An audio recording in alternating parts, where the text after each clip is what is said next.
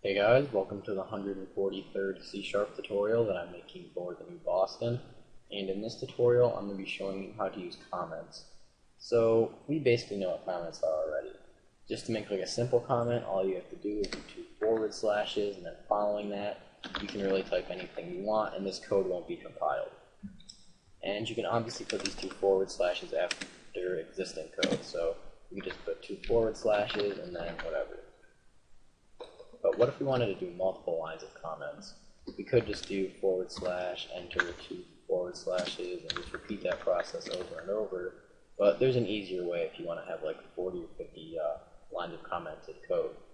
So you can just do a single forward slash, and then put an asterisk, and then following that, everything will be considered a comment.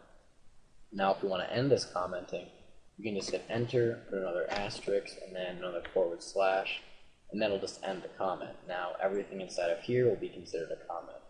So we can type anything we want there and anything we want there. In order to add another line to a comment, all we have to do is hit enter. So now we can have 50 lines of comments very easily. But what if you want to comment out existing code? You could do two forward slashes over and over again, or you could do forward slash, an asterisk, and then end that down there. Or you could just select what you want to comment out and hit this little tool right on the toolbar up here, and it will basically just comment out that code. And then if we want to uncomment it out, we just hit this button right here, and it will uncomment the selected lines. Alright, so now I'm going to show you how to basically give a description of your method or really anything. So if we were to just create an integer right here, it would give, an int. So if we were to just create a new integer right here, it would give us a little description of what it is. It says represents a 32-bit signed integer. Well, how do we do that? It doesn't give us a description. If we were to, let's say, create a new client down here, it just says class. Well, what we can do is just do 3 forward slashes, and then summary should pop up. And basically this is just XML, and inside of here we're just going to want to put our description for this client class. So I'm just going to say represents a person, many properties about the person. Alright, so that's not the best description, but you get the idea. So now if we want to see this in action, all we have to do is create a new client right here, and then right under that it gives us a brief description of what it is. It says represent the person, many properties about the person, and that's just what we wrote up here.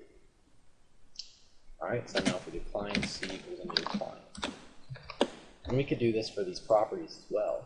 So if we wanted to say, for a summary about this, we just say represents the person's name.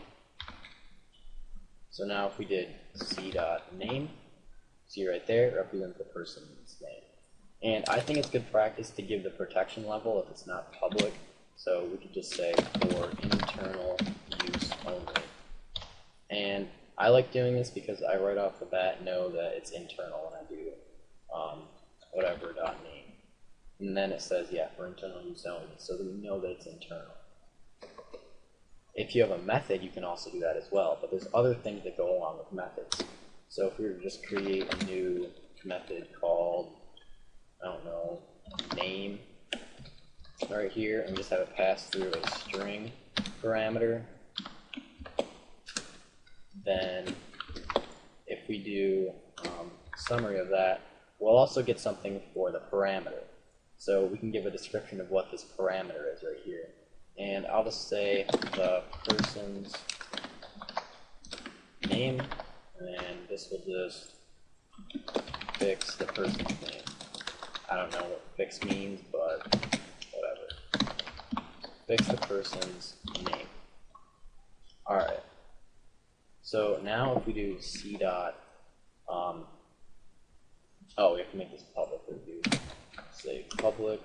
Alright, so now if we do c dot name right here, we see that it says fix the person's name, and then when we click enter on that and do a parenthesis, it gives us a description of what this string S is. It says the person's name.